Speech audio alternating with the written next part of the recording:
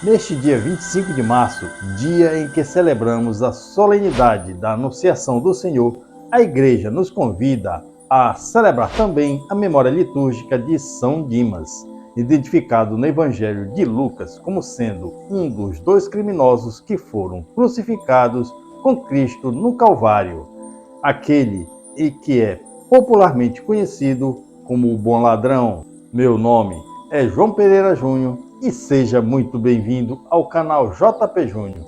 E já peço a você que deixe seu like, seu comentário, inscreva-se no canal e ative o sino das notificações. A celebração da memória de São Dimas nos dá oportunidade de mencionar um detalhe. Já nos primórdios do terceiro século, Tertuliano de Cartago, um dos primeiros e mais importantes escritores cristãos do período primitivo da Igreja, afirmou categoricamente que não apenas a anunciação do Senhor se deu exatamente no dia 25 de março, como também a sua crucificação e morte no Calvário de Jerusalém.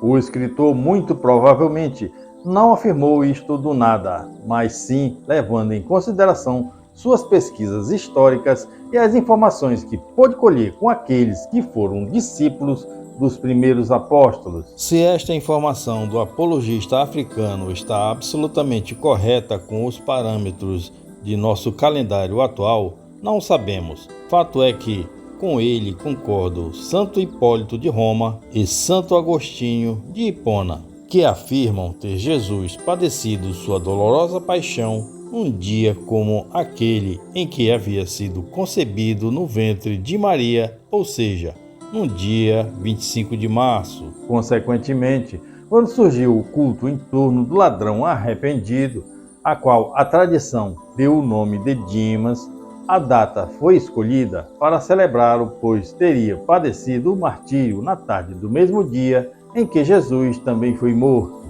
Da crucificação e morte de Jesus no Calvário, os evangelistas Mateus, Marcos, Lucas e João atestam que, com efeito, de ambos os lados do Senhor foram também crucificados dois malfeitores. Se levarmos em consideração somente o que Mateus e Marcos dizem, seremos forçados a enquadrar entre aqueles que zombavam de Jesus também aqueles que, para Lucas, no momento derradeiro de sua vida, deu um dos mais brilhantes testemunhos de conversão e de fé no crucificado. A questão é que tanto Mateus quanto Marcos afirmam de forma generalizada e até os ladrões que foram crucificados junto com Jesus o ultrajavam. Lucas, por sua vez, faz uma distinção muitíssimo clara entre os dois condenados. Um dos malfeitores suspensos à cruz insultava a Jesus, dizendo: "Não és tu o Cristo? Salva-te a ti mesmo e a nós." Mas o outro, tomando a palavra, o repreendia: "Nem sequer temes a Deus, estando na mesma condenação? Quanto a nós, é de justiça, pagamos por nossos atos, mas ele não fez nenhum mal." E acrescentou: "Jesus, lembra-te de mim quando vieres com teu reino." E Jesus respondeu: "Em verdade eu te digo, ainda hoje estarás comigo no paraíso."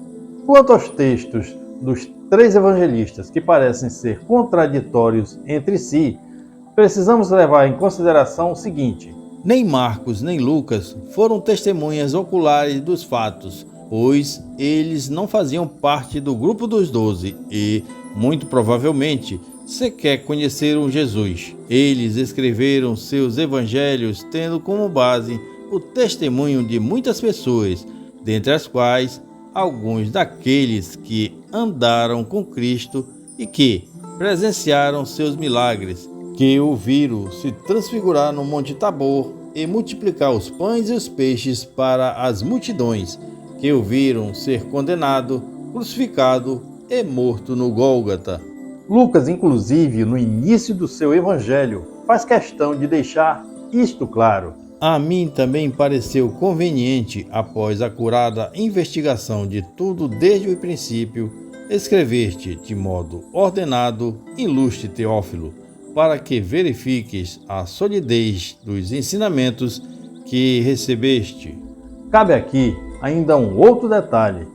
Os evangelhos somente foram escritos a primeira vez muitos anos depois dos fatos narrados e tendo por base a memória de muitas testemunhas diferentes, como falei, algumas das quais não oculares e que, portanto, poderiam não conhecer todas as particularidades dos acontecimentos.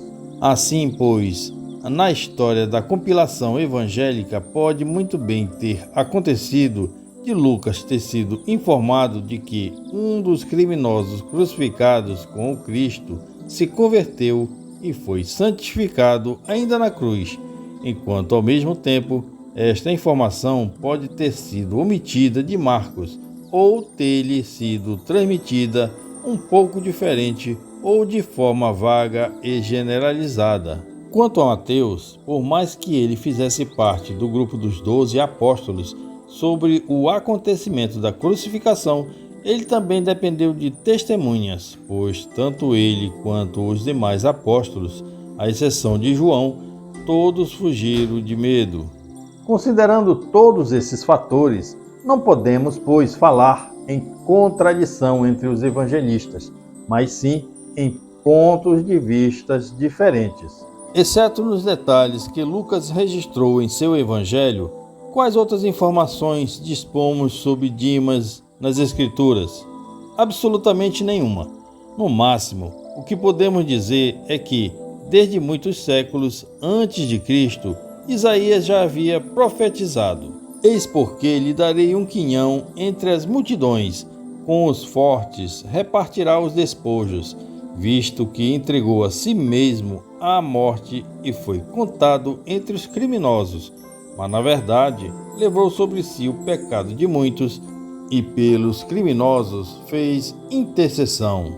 De uma forma geral, a profecia de Isaías se refere perfeitamente tanto à prece que Jesus fez por aqueles que o crucificaram, quanto à promessa particular que fez ao criminoso arrependido.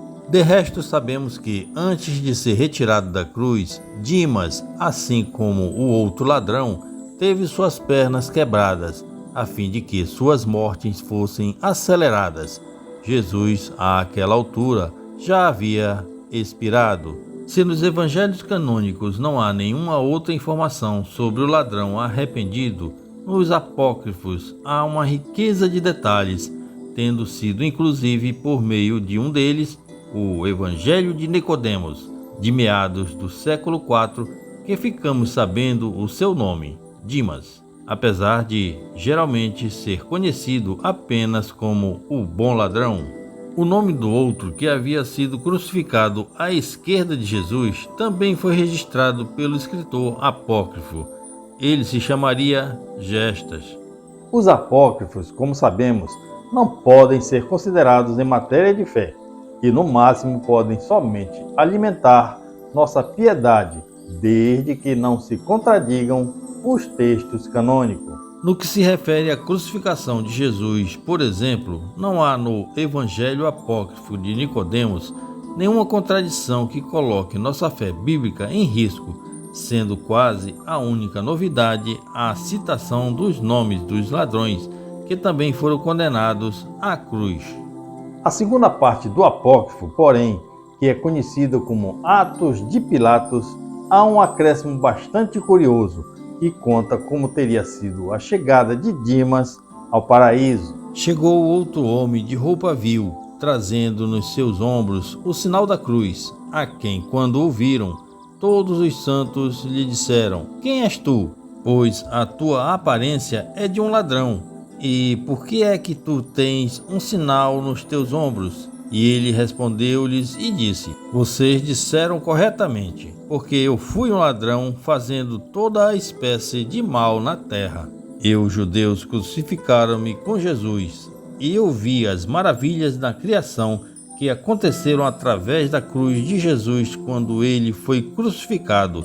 E eu acreditei que ele era o Criador de todas as criaturas e o Rei Todo-Poderoso. E eu supliquei-lhe, dizendo: lembra-te de mim, Senhor, quando tu fores para o teu reino.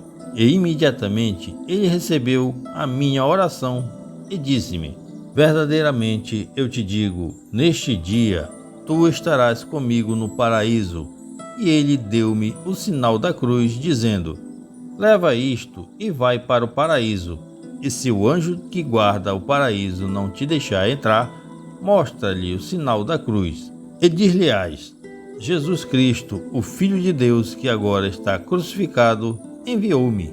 E assim que eu fiz isto, continuou Dimas, eu disse estas coisas ao anjo que guarda o paraíso. E quando ele ouviu isto de mim, imediatamente ele abriu a porta e trouxe-me e pôs-me no lado direito do paraíso. Quando ouviram todas essas palavras do ladrão, os santos patriarcas e os profetas disseram a uma só voz: bendito seja o Senhor Todo-Poderoso, o Pai das boas coisas eternas, o Pai das mercês, que concedeu tal graça aos pecadores, trazendo-os de volta à beleza do paraíso e às suas boas pastagens, pois esta é a muito sagrada vida do Espírito. De outro apócrifo, no entanto, cujas histórias nos soam um tanto absurdas, ficamos sabendo que Dimas e o companheiro já haviam cruzado antes o caminho de Jesus, pois narra o Evangelho da infância. Quando a Sagrada Família estava fugindo para o Egito por receio de serem alcançados pelo ódio de Herodes, ela teria sido abordada exatamente por eles, na condição de assaltantes. Dimas teria se compadecido do estado de Maria que, voltando-se para ele, teria predito: o Senhor, Deus, com sua mão direita, te sustentará e perdoará os teus pecados. Jesus era na época ainda bastante criança, teria cerca de apenas 2 anos de idade, mas o Evangelho da infância não se contenta e atribui também ao pequeno menino uma profecia. Voltando-se à mãe, ele teria dito: daqui a 30 anos, minha mãe, os judeus me crucificarão em Jerusalém. E estes 2 ladrões serão crucificados comigo, Dimas à minha direita e Gestas à minha esquerda. Depois daquele dia, Dimas irá ao meu encontro no paraíso.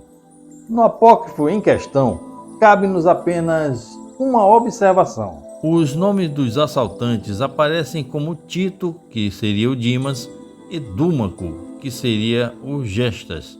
Estranho notar é que, segundo parece, este encontro com Jesus não teria provocado nenhuma profunda mudança na vida de Dimas. Ele e o companheiro teriam levado uma vida inteira de outros crimes até que foram presos e condenados à pena capital da crucificação pelo crime de latrocínio, quer dizer, pelo roubo seguido de morte. Outro apócrifo, por sua vez, o chamado Declarações de José de Arimateia, justifica a condenação de Dimas como se ele fosse, na verdade, um fora da lei do bem, uma espécie assim de Robin Hood do primeiro século, que roubava dos ricos para distribuir os bens aos pobres. Seu nome era Dimas, ele era de origem galileia e possuía uma pousada. Assaltava os ricos, mas favorecia os pobres. Mesmo sendo ladrão, parecia-se com Tobias, pois costumava sepultar os mortos. Dedicava-se a saquear a turbas dos judeus, roubou os livros da lei em Jerusalém, deixou nua a filha de Caifás, que era na época a sacerdotisa do santuário, e até mesmo furtou o depósito secreto colocado por Salomão. Tais eram seus feitos. Se Dimas era de fato um homem justo ou se tratou, na verdade, de um ladrão corrupto, não temos como afirmar nada com certeza. Detalhe que importa pouco para a nossa fé. Mas por que, afinal de contas, Dimas mereceu que a tradição cristã o elevasse à glória dos santos? Ora, primeiro porque ele foi o único santo canonizado pelo próprio Cristo, que afirmou categoricamente: ainda hoje estarás comigo no paraíso. Segundo porque, por mais curtas que sejam suas palavras a Jesus, elas estão carregadas de um significado muitíssimo profundo. constituindo um autêntico ato de fé ao responder o antigo companheiro de delinquências. Ele reconheceu os próprios erros ao declarar: quanto a nós é de justiça, pagamos por nossos atos. Depois, ainda reconheceu que Jesus não merecia aquela sentença. Ele não fez nenhum mal. Por fim, reconheceu também a realeza de Cristo ao pedir-lhe: lembra-te de mim quando vieres no teu reino. Ora, este itinerário da fé de Dimas é, afinal, o mesmo que todos que desejam ser santos devem trilhar. Reconhecer que Cristo é o Senhor e Rei da criação, reconhecer a própria pequenez e assumir a culpa das transgressões pessoais, dispondo-se a sofrer em decorrência deles o justo castigo. Reconhecer, por fim, que somente Jesus, mediante o arrependimento sincero, pode conceder o perdão e garantir a glória definitiva. Não é, portanto, sem razão que, principalmente na Idade Média, cresceu entre os fiéis a devoção a São Dimas, aclamado como patrono dos condenados, sobretudo dos injustamente condenados, e das casas, contra o perigo dos assaltantes. Mas Dimas também é venerado como padroeiro dos agonizantes, especialmente dos que, mesmo nos seus últimos momentos, se detêm sobre seus pecados diante da graça redentora de Cristo. Além do mais, com São Judas Tadeu, com Santo Expedito, com Santa Rita de Cássia e alguns outros, São Dimas é também invocado como advogado das causas impossíveis. Nós, hoje, dia em que celebramos sua festa, que, por graça de Deus, coincide com a solenidade da encarnação do Verbo Divino, rogamos que do céu São Dimas interceda por cada um de nós, para que mereçamos, ao final de nossas vidas, gozar de um lugar no reino celestial. Que, como ele, reconheçamos e proclamemos ainda aqui a realeza de Cristo e não nos cansemos jamais de o defender contra os insultos que, mesmo em nossos dias, os pecadores empedernidos insistem em lhe cuspir a face. Oremos. Nós vos pedimos, ó Pai, que, pela força do Espírito Santo, nos torneis dóceis para receber a fé e fortes para proclamá-la. Vós que concedestes ao mártir São Dimas a graça de dar a vida pela vossa palavra e pelo testemunho de Jesus, que convosco vive e reina, na unidade do Espírito Santo. Amém. Essa é a história de São Dimas. Você já conhecia essa história? Você é devoto de São Dimas? Deixe aqui nos comentários que eu quero ler. Compartilhe esse vídeo, deixe seu like e aquele comentário. Inscreva-se no canal e ative o sino das notificações. Deus abençoe você e sua família. E até o próximo vídeo. São Dimas, rogai por nós.